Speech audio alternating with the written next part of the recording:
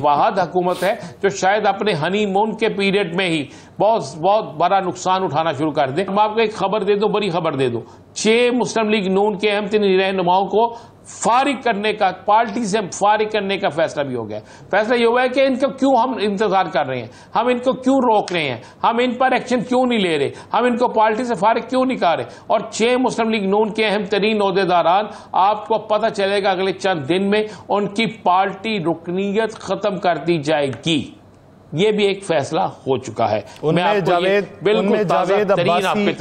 जावेद अब्बासी, शाहिद खाकान अब्बासी, मिफ्ताह इस्माइल है, जुबैर उमर, इस जैसे लोग शामिल होंगे। अगर सारी बात आपको पता है तो आप मुझसे क्यों पूछ रहे हैं? मैं आपसे कह रहा हूं 6 बड़े नाम शामिल होंगे। आपको मैं आप जो नाम दे रहे हैं उनमें एक नाम शामिल है, बाकी तो इससे भी बड़े नाम है और बड़े हैरत अंगेज नाम है। ऐसे नाम है जिसके बाद आपको एक और बड़ी मुस्लिम लीग नजर आएगी जब ये उन लोगों को फारिग करेंगे। खबर आपको दे रहा हूं, जब ये उन लोगों को फारिग करेंगे तो बहुत से ऐसे लोग जिनको ये फारिग नहीं करना चाहते वो खुद इनको छोड़कर उनके साथ चले जाएंगे और फिर एक नई सियासी जमात बन जाएगी जिसको मुस्लिम लीग नजरियाती भी कह सकती है, जिसे मुस्लिम लीग का कोई और भी नाम दे सकते हैं, मुस्लिम लीग हकीकी का नाम भी दे सकते हैं। ये सारा कुछ हो सकता है, इस पे काम हो रहा है, हर जगह ये चीज चल रही है और ये बड़ा अपसेट होने वाला है। आप थोड़ा सा इंतजार करें। याद करें जब मैं कहता था तो आपको यासिर साहब बड़ा बुरा सा महसूस होता था। मैं कहता था कि ये वाहद हुकूमत है जो शायद अपने हनीमून के पीरियड में ही बहुत बहुत बड़ा नुकसान उठाना शुरू कर दे। तो ये अभी हनीमून पीरियड शुरू हुआ है, वजारतें तब्दील हो गई हैं, हनीमून पीरियड शुरू हुआ है। तो ये पहला दूल्हा है जिस पर दुल्हन इतनी हैवी है कि वो दूल्हे की बात ही कोई सुनने के लिए तैयार नहीं है, उसकी ना कोई बात सुनने के लिए तैयार है ना उसकी बात मानने के लिए तैयार है। तो फिर जो होता है हालात आगे वही होता है ना। ये चीजें तो बड़ी क्लियर है। और ऊपर से महंगाई का तूफान जो है, आप देखें कि पोल्ट्री एसोसिएशन वालों ने धमकी दी कि हम आपके रेटों पे नहीं करेंगे, अगर आपने हम अपनी मर्जी के रेट दिए तो हम हड़ताल कर देंगे। अभी हड़ताल की धमकी दी है तो आपने फौरी तौर पर उस चीज को वापस ले लिया और उससे क्या हुआ कि आज शहर के अंदर आपको मुर्गी का गोश्त साहब का आपको उस रेट पे मिल रहा है जिस रेट पे किसी वक्त में मटन मिलता था। गरीब आदमी अब मुर्गी का गोश्त नहीं खा सकता, अंडा नहीं खा सकता, सब्जियां नहीं खा सकता, आटा नहीं ले सकता, आप घी नहीं ले सकता, और तो और गरीब आदमी के लिए इलाज तक मुश्किल हो गया। तो इसका सारा किस पर जिम्मेदारी जाएगी? इसकी सारी जिम्मेदारी हुकूमत पर जाती है हमेशा और इसका बेनिफिट हमेशा अपोजिशन को मिलता है। अच्छा राना साहब ये बताइए कि राना सनाउल्लाह साहब के भी मामलात खराब चल रहे हैं पार्टी में। देखिए राना सनाउल्लाह साहब के मामला पार्टी में खराब नहीं चल रहे, मैं आपको ये बता दूं। लेकिन राना सनाउल्लाह साहब ने पार्टी को एक वाज़े तौर पर एक चीज कही है कि चेक किया जाए कि हम सब के साथ ऐसा क्यों हुआ है। ये मैं लफ्ज़दार कर रहा हूं। राना सनाउल्लाह आखिरी हद तक अपनी पार्टी के साथ मुखलस रहेंगे, लेकिन पार्टी ने देखें सेनेट के इंतखाबात आ रहे हैं, सेनेट में राना सनाउल्लाह साहब को टिकट नहीं दी गई। अब सेनेट में कम से कम राना सनाउल्लाह साहब जा सकते थे। राना सनाउल्लाह साहब के दम तलक मशहूर था कि वो मुशीर दाखिला बनेंगे वफाक के या पंजाब के, वो दोनों सीटें उन्हें नहीं दी गई। बाकी उसके बाद उन्होंने खुद ही कह दिया फिर भाई मैं असेंबली इलेक्शन क्यों लड़ूं। अब वो बेचारे वहीं पे खड़े हैं। राना सनाउल्लाह हैं मियां नवाज शरीफ ग्रुप से तलक रखते हैं, वो मियां नवाज शरीफ के इंतहाई करीब है।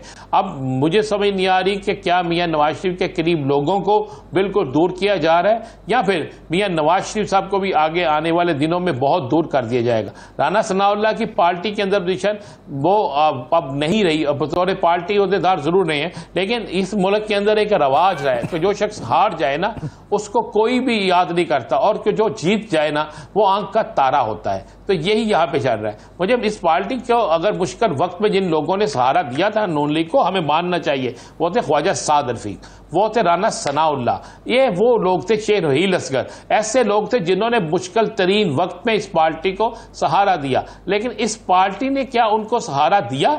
क्या इस पार्टी ने ये चॉइस की कि इन लोगों को अच्छी जगहों पे लाना चाहिए? हार जीत तो एक होती है, हारे तो और भी बहुत से लोग थे लेकिन जो बाद में जीत गए, लेकिन बाकी चीजें तो चलती रहती हैं। लेकिन पार्टी की बहुत सी चीजों से इख्तलाफात भी इनको हैं। और मतलब मियां जवेद लतीफ से लोग सो इख्तलाफ करें, क्या जवेद लतीफ ने मियां नवाज शरीफ कैंप का साथ नहीं दिया? जितना खुलकर वो बोले हैं, जितना खुलकर वो उनसे बात करवाई गई है, वो बोले क्या, उनसे बात करवाई गई है।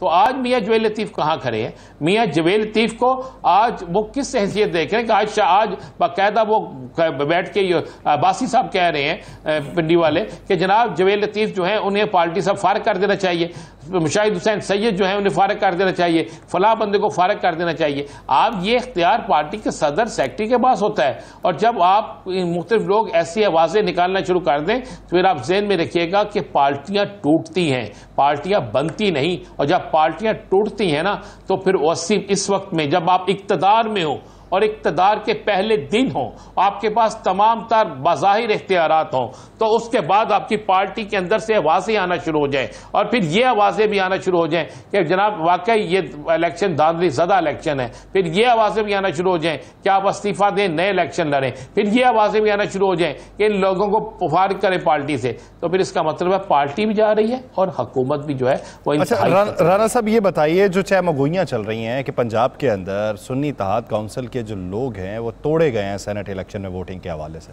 इसमें कितनी सदाकत है?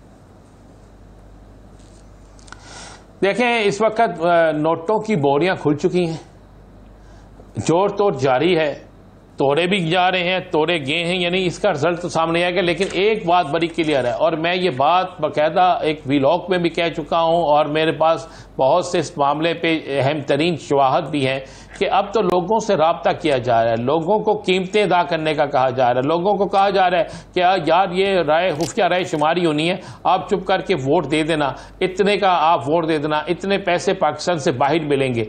यहाँ पे पाकिस्तान में तो पैसे नहीं दिए जा रहे, पैसे तो पाकिस्तान से बाहर दिए जा रहे हैं, और कई लोगों को तो बाकायदा उनके किसी करीबी अजीज के नाम पर रहायशें भी खरीद कर दी जा रही है। सारा कुछ चल रहा है हाली। अच्छा, ये सिर्फ आप ये ना सोचें कि ये सुन्नी इत्तेहाद कौंसल के साथ होगा, ये जिसकी भी हुकूमत होगी वो दूसरी जमात के साथ ऐसा ही करेगा। लेकिन क्या होगा इससे क्या होगा? आप सेनेट की एक जगह से 2 सीटें हैं तो 1 सीट ज्यादा ले जाएंगे, किसी जगह से आप 2 सीटें ज्यादा ले जाएंगे, किसी जगह से आप 3 सीटें ले जाएंगे। क्या आप 7-8 सीटें ज्यादा ले जाने के बाद इस मुल्क से महंगाई खत्म कर लेंगे?